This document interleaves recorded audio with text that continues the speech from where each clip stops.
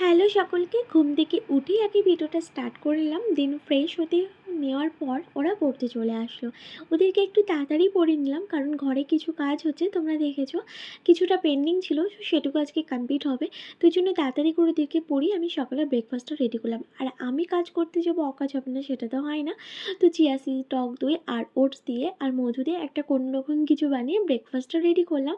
এটা জানো তো একেবারে খারাপ লাগে না, বাট ভালোই লাগে। স্মুদির মতনই, কিন্তু স্মুদিটা একটু জলজলে আর একটুখানি ঠিক মতন হয়।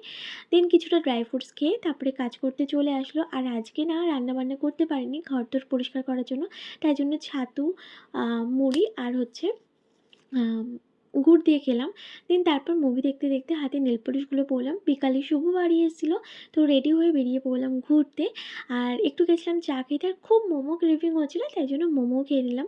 আর এরকম জানো তো, ডাস্ট অ্যালার্জি এত পরিমাণ, এগুলো পরিষ্কার করলে আমার প্রচণ্ড অ্যালার্জি বাড়ে আর চোখ মুখ লিটারেলি ফুলে যায়। তো সেটাই হয়েছে। কালকের লাইফটা তোমরা দেখেছো, আমি নতুন একটা বিজনেস শুরু করেছি, তো অবভিয়াসলি সকলে খুব পাশে থেকো, ভালো হবে।